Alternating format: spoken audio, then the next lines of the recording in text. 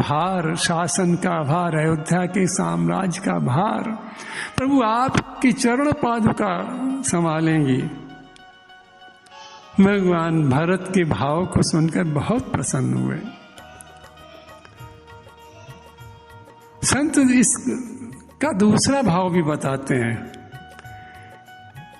कि सेवक पादुका का ही अधिकारी होता है। पादुका देखने में तो दो हैं, पर दोनों एक ही हैं। तुलसीदास जी वर्णन करते हैं कि सिय राम मैं सब जग जानी, करहूं प्रणाम जोरी जुग पानी। तुलसीदास जी कहते सीताराम जी एक ही है संसार में। गिरा रथ जल बीच सम, कहियत भिन्न न भिन्न। तुलसीदास जी कहते हैं जिस प्रकार जल और उसकी लहर अलग अलग नहीं एक ही होती है, उसी प्रकार सीताराम जी एक ही हैं। तो इसलिए भरत ने दोनों में सीताराम जी को ही देखा।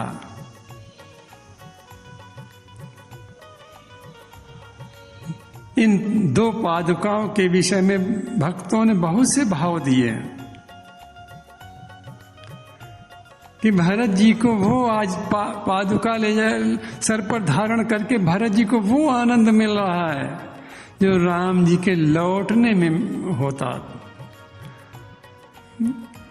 भरत मुदित अवलंब लहेते। तुलसीदास जी भरत की प्रसन्नता का वर्णन कर रहे हैं कि भरत मुदित, भरत प्रसन्न है। क्यों? अवलंब मिल गया, आश्रय मिल गया, सहारा मिल गया पादुका का। भरत मुदित अवलंब लहेते, अस सुख जस सिय राम रहेते। भरत जी को ऐसा लग रहा है कि हम पादुका नहीं ले जा रहे हैं, सीताराम जी को ही ले जा रहे हैं। सीताराम जी ही हमारे साथ जा रहे हैं। भरत जी को प्रभु ने विदा किया तो भरत जी के अश्रु निकलने लगे। प्रभु ने हृदय से लगा लिया भरत को। प्रभु भरत से मिलने पर रोने लगे। भरत जी के भी अश्रुधारा बह रही, राम जी की भी अश्रुधारा बह रही। ये दृश्य देखकर देवता दुखी हो गए।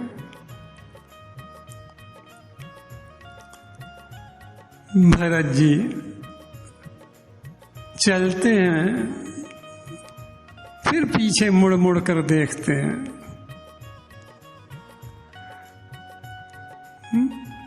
फिर चलते हैं।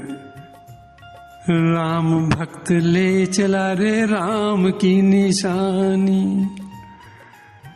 अरे राम भक्त ले चला रे राम की निशानी। सिर पे खड़ा धरे आँखियों में पानी। अरे सिर पे खड़ा धरे आँखियों में पानी। 14 वर्ष कैसे कटे असमंजस में आ जानी। राम भक्त ले चला रे राम की निशानी। भरत बार बार 10 कदम आगे बढ़ते हैं तो पीछे 20 कदम लौट पड़ते हैं। प्रभु को बार बार देखते हैं, बार बार प्रभु का दर्शन करते हैं भरत।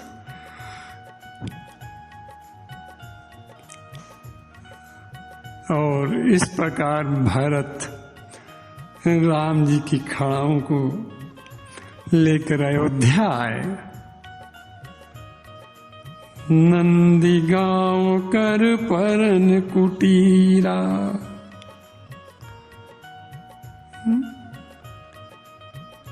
ये अयोध्या से 5 कोस दूर पर नंदी गांव है, दक्षिण की ओर है। प्रभु दक्षिण की ओर गए थे इसलिए भारत ने जो कुटिया बनाई अपनी नंदीगांव में, वो दक्षिण दिशा में ही बनाई। ये तमसा नदी से लगभग 1 कोस दूर पर है।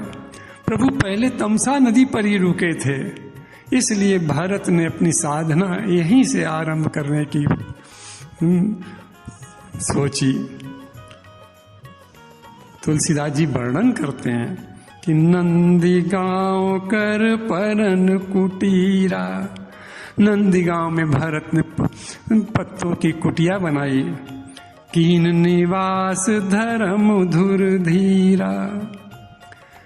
और कैसे रह रहे हैं तुलसीदास जी वर्णन करते हैं भारत के रहने का कि जटा जूट सिर मुनि पटधारी। जटाओं का मुकुट बन गया सिर पर। मुनियों जैसे वस्त्र पहने भारत ने। मई खन कुश साथरी सवारी। क्योंकि राम जी सीताराम जी पृथ्वी पर लेटते थे, इसलिए भारत ने कहा हम पृथ्वी पर नहीं, हम तो सेवक हैं, सेवक को स्वामी से नीचे रहना चाहिए। अतः भारत ने उस कुटिया में गड्ढा खोदकर और उसमें भारत ने अपनी साधना प्रारंभ की। अयोध्या का साम्राज्य है कैसा?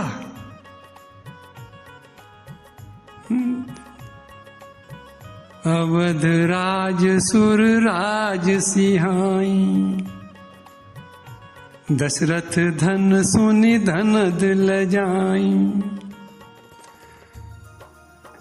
इंद्र भी अवध राज्य को देखकर ललचाते हैं और दशरथ जी की संपत्ति को देखकर कुबेर भी लज्जित हो जाता है। कुबेर तो पहले यही घमंड करते थे कि हमारे यहाँ बहुत धन है, लेकिन जब दशरथ जी के यहाँ के संपदा को देखा तो कुबेर को लज्जा लगने लगी। ऐसा अवध राज है। उस अवध राज्य में, ऐसे संपन्न राज्य में, ऐसे धन संपत्ति से भरे हुए राज्य में भरत कैसे रह रहे हैं? तुलसीदास जी वर्णन करते हैं कि तेहि पुर बसत भरत बिनु रागा।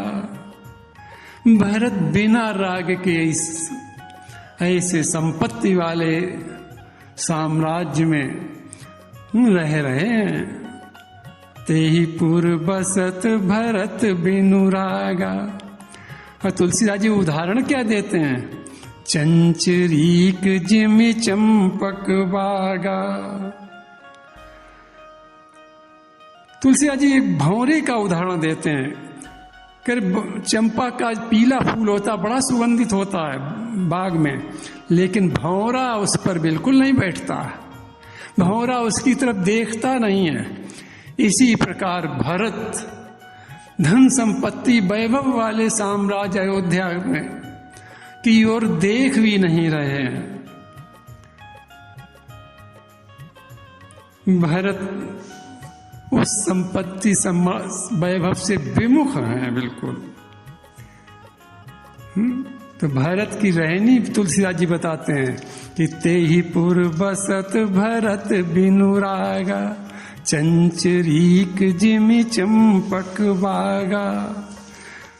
ये भारत की रहनी है। इस प्रकार भरत रह रहे हैं उस नंदीगांव में। लखन तो भरत क्या सोच रहे हैं कि लखन राम सिय कानन बसही। कि मेरे प्रभु, मेरे आराध, मेरे प्राणधन सीताराम जी जंगल में रह रहे हैं।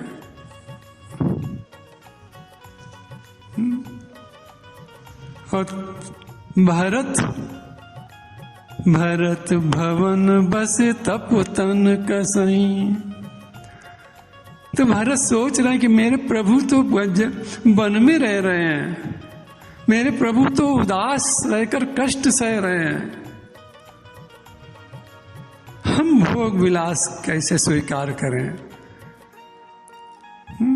हम भोग विलास स्वीकार नहीं कर सकते हैं। हम भी अयोध्या में भी रहकर अपने शरीर को तपस्या के द्वारा कसेंगे। लखन राम सिय कानन बसई, भरत भवन बस तप तन कसई। जैसे सोना आग में तपाकर कसा जाता है, वैसे ही भरत तप करके देह को कस रहे हैं। ऐसा तप भरत का देखा किसने? साधुओं ने देखा, बड़े बड़े योगियों मुनियों ने देखा। तो उनकी दशा कैसी हुई? तुलसीदास जी लिखते हैं साधुओं का हाल क्या हुआ। सुनि व्रत नेम साधु सकुचाही, देखि दशा मुनि राज लजाई। साधुओं को संकोच हुआ कि ये ऐसा व्रत तो हमें करना चाहिए, ऐसा तप तो हमें करना चाहिए जो आज भरत जी कर रहे हैं, हम नहीं कर पा रहे हैं। बड़े बड़े मुनियों को लज्जा लगी कि शरीर तो हमें कसना चाहिए तप के द्वारा। भरत तो चक्रवर्ती सम्राट के पुत्र राजकुमार के रूप में, लेकिन भरत भवन में रहते हुए भी शरीर को तपस्या के द्वारा कस रहे हैं। तुलसीदास जी कहते हैं कि भरत का ये आचरण कैसा है कि परम पुनीत भरत आचरणु। परम पुनीत, पुनीत तो बहुत से साधु संतों का आचरण हो सकता है, महापुरुषों का हो सकता है, लेकिन परम पुनीत तो भरत का ही आचरण है कि परम पुनीत भरत आचरण। भरत जी ये जो आचरण कर रहे हैं, भरत जी जो तप के द्वारा शरीर को कस रहे हैं, अयोध्या के साम्राज्य की तरफ नहीं देख रहे हैं, तो ये भरत का आचरण परम पुनीत है, परमार्थमय है, इस कारण परम पवित्र है। ये आचरण सुनने में तो अच्छा लगता है, सुनने में तो बड़ा सुखद लगता है। और है कैसा? मधुर मंजु मुद मंगल करनु। भरत जी का आचरण मंगल देने वाला है। भरत जी के आचरण को सुनने से जीवन मंगलमय बनता है। और भरत जी का आचरण क्या करता है कि हरन कठिन कलि कलुष कलेसु। कलि के पाप को समाप्त करने वाला है।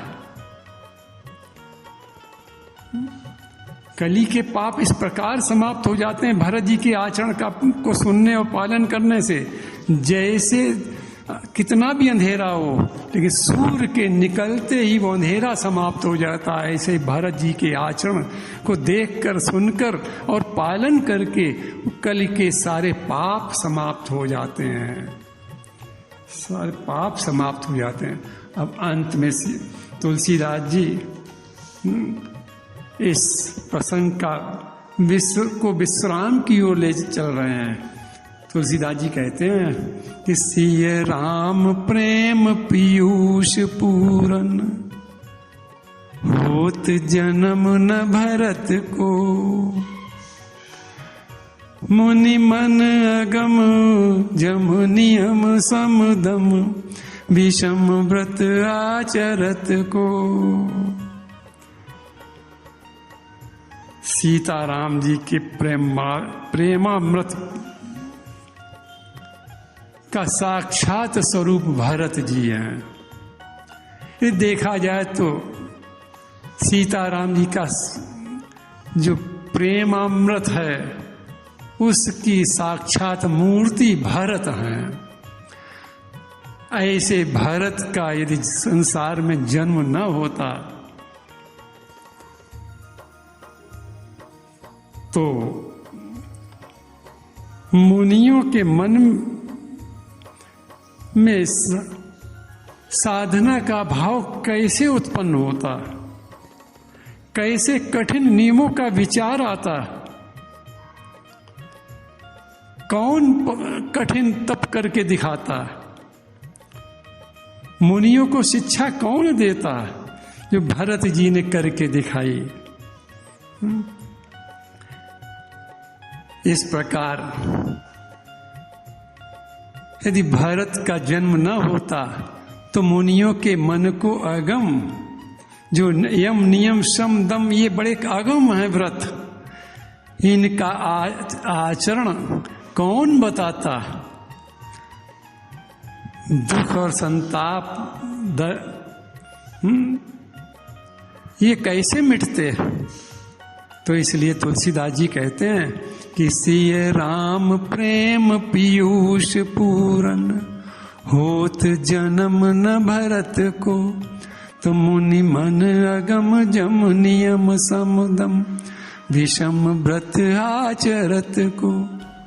और आगे कहते हैं कि दुख दाह दारिद दम्भ दूषण, सुजस मिस अपहरत को। कितनी सुंदर बात तुलसीदास जी कहते हैं कि भरत जी के चरित्र से दुख, संताप यानी जलन, दरिद्रता, दंभ, दोष कौन हरण करने का रास्ता बताता। और अंत में तुलसीदास जी अपने लिए कहते हैं कि कलिकाल तुलसी से सठन, हठ राम सन्मुख करत को। तुलसीदास जी कहते हैं कि मैंने देखा भरत जी के साथ कैकेयी और मंथरा भी जा रहे हैं चित्रकूट। तो मैंने सोचा जब भरत जी इतने उदार हैं कि जिस माता ने 14 वर्ष के लिए उनके प्राण धन को निकाल दिया, मंथरा ने योजना बनाई निकलवाने की, उन्हें भी भरत जी साथ ले जा रहे हैं, तो मैं भी उनके पीछे पीछे हो लिया। और इस कलिकाल में राम जी के सन्मुख होना जो बहुत मुश्किल काम है, वो भरत जी ही एक ऐसे हैं जिन्होंने तुलसी जैसे सठ को, देखो तुलसीदास जी कितने उच्च स्थान पर हैं, लेकिन तुलसीदास जी की दैन्यता आप देखें कि तुलसीदास जी अपने को सठ कह रहे हैं। कह रहे कि तुलसी जैसे सठ को कलिकाल में राम के सम्मुख कौन करता। ये तो भरत जी की ही कृपा हमारे ऊपर है, भरत जी की ने ही हमको राम जी के सन्मुख किया। तो इसलिए कलिकाल तुलसी से सठन, हठ राम सन्मुख करत को। अंत में तुलसीदास जी कहते हैं, आशीर्वाद देते हुए कह रहे हैं कि भरत अब विश्राम कर रहे हैं, इस कांड का, इस चरित्र का विश्राम कर रहे हैं तुलसीदास जी। तो फलश्रुति बता रहे हैं कि भरत चरित करने, तुलसी जो सादर सुनई, सिय राम पद प्रेम, अवश्य होई भव रस विरति। जरा ध्यान से सुने आप लोग कि ये फलश्रुति है, मन लगा के सुने, सावधान होकर सुने। भरत चरित्र की फलश्रुति कितनी सुंदर है। इस फलश्रुति में अवश्य शब्द लगा है, 7 कांडों की फलश्रुति में अवश्य नहीं मिलेगा, ये इसी भरत चरित्र के ही फलश्रुति में अवश्य शब्द है। तो भरत, फिर से सुने आप लोग, भरत चरित करने, तुलसी जो सादर सुनई। यानी जो भारत चरित्र को नियम पूर्वक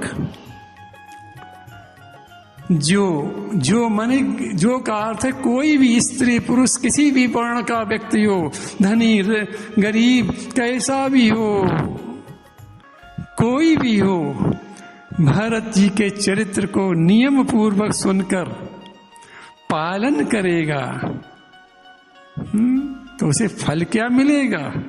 सीय राम पद प्रेम अवसी, उसे अवश्य ही सीताराम जी के चरणों में प्रेम हो जाएगा। सीताराम जी के चरणों में प्रेम होना बहुत कठिन काम है इस कलिकाल में।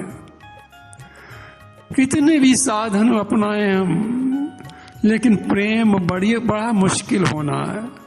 लेकिन तुलसीदास जी यहाँ कितना सरल कर रहे हैं जीव मात्र के लिए कि भरत चरित्र को जो नियम पूर्वक प्रेम से मन से सुनेंगे, किसी वर्ण के हो, कैसे भी हो, कोई ऊंचे नीचे, धनी गरीब, स्त्री पुरुष, बच्चे बूढ़े, कोई भी हो,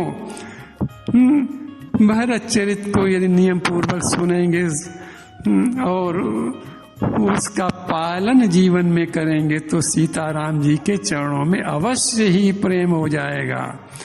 और इतना ही नहीं, सीय राम पद प्रेम अवसि होई भव रस विरति,